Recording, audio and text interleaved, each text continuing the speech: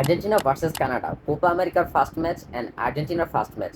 Argentina কিন্তু already কানাডাকে 2-0 গোলে হারাই দিছে এবং এর মাধ্যমে তারা তাদের কোপা আমেরিকার যাত্রা শুরু করছে। সো আজকের ম্যাচটা নিয়ে কথা বললে অনেক কিছুই বলার আছে, বাট আজকের ম্যাচটাকে খুব শর্টলি এই ভিডিওতে এক্সপ্লেন করার ট্রাই করবো। সো আর কথা না পারে ভিডিওর মেন পয়েন্টে যাওয়া যায়। আজকের ম্যাচটা নিয়ে আমি যদি একটু কথা বলি, সবার ফার্স্টে আবার কথা বলতে হবে জুলিয়ান আলভারেজকে নিয়ে। কারণ আলভারেজ আজকে খুব চমৎকার একটা খেলা দেখাইছে। তাকে যদি আপনি ম্যান মার্কিংয়ের কথা বলেন, পজিশন হোল্ডিংয়ের কথা বলেন, প্রত্যেকটা কাজ সে খুব সুন্দরভাবে করতে পারছে, যার কারণে আপনি বলতে পারেন যে আজকের দিনটা আলভারেজের ছিল। ফার্স্ট গোলটা আলভারেজের গোল। যখন মেসি ম্যাকালিস্টারকে বলটা পাস করে, তখন কিন্তু ম্যাকালিস্টার পারফেক্ট পজিশনে ছিল না।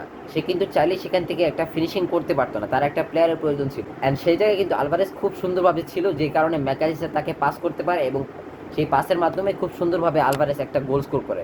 সেকেন্ড গোল লাউতারো মার্টিনেজকে নিয়ে আসলে অনেক কথাই বলার আছে। আমরা যদি গত বিশ্বকাপের কথা বলি, গত ওয়ার্ল্ড কাপে কিন্তু লাউতারো মার্টিনেজ যেই লেভেলের প্লেয়ার, সে কিন্তু তার মন মতো পারফরমেন্স করতে পারেনি ওয়ার্ল্ড কাপে।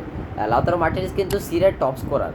সো আশা করি যে এবার কোপা আমেরিকায় লাউতারো মার্টিনেজ তার নিজেকে প্রমাণ করার চেষ্টা করবে। ম্যাচ শেষ হওয়ার পর সবচেয়ে বেশি মাতামাতি যাকে নিয়ে হচ্ছে, সে হলো লিওনেল মেসি। সো মেসিকে নিয়ে যদি একটু কথা বলি, আচ্ছা এই প্রশ্নটা আমি আপনাকেই করলাম যে আপনার কি মনে হয় লিওনেল মেসির পারফরমেন্স কি আসলে এতটাই খারাপ ছিল? আমার তো মনে হয় না।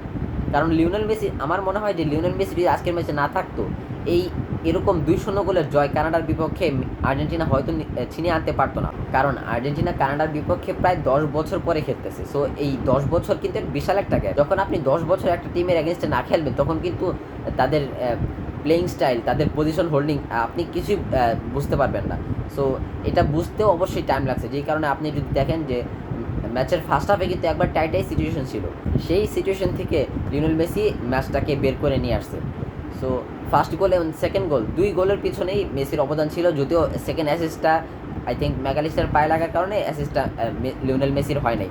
তারপরে কিন্তু মেসির রেটিং প্লাস মেসির ওভারঅল পারফরমেন্স নিয়ে আমি যদি কোনো কথা বলি, মেসির কোনো কমতি ছিল না এই ম্যাচে।